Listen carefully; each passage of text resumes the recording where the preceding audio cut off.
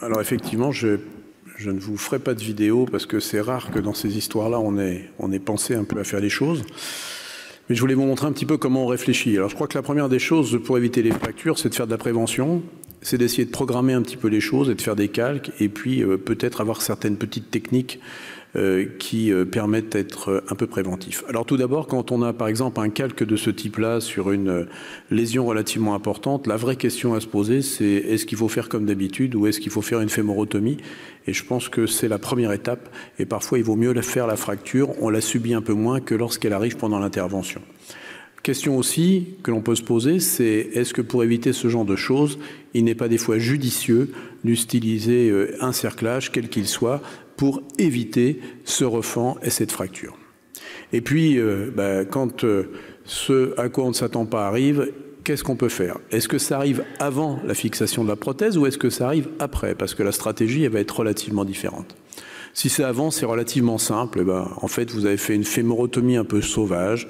Vous allez choisir votre tige de façon adaptée avec l'objectif d'avoir une fixation distale. Et puis, vous allez utiliser, bien évidemment, cerclage ou des plaques pour faire votre réparation de la fémorotomie qui est un peu plus sauvage que d'habitude.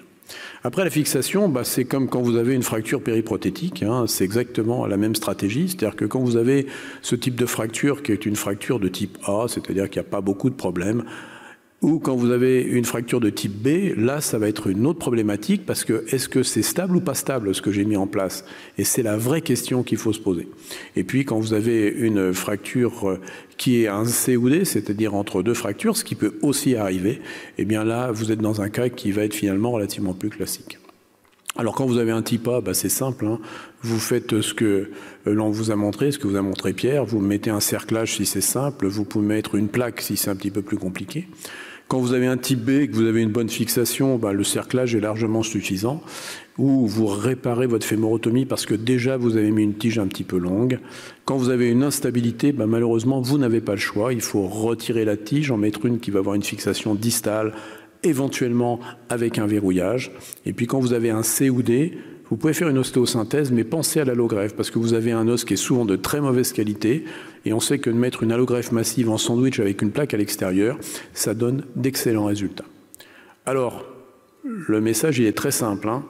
Pour bien préparer la guerre, il faut réfléchir, avoir une stratégie pour limiter la casse et avoir toutes les ressources nécessaires, tout le matériel nécessaire. La stratégie, on réfléchit avant. Quand on va sur le champ de bataille, on a ce qu'il faut, c'est-à-dire qu'on sait qu'on peut faire éventuellement une voie d'abord un petit peu différente. On a tout le matériel nécessaire pour avoir toutes les prothèses en place. On a de quoi réparer.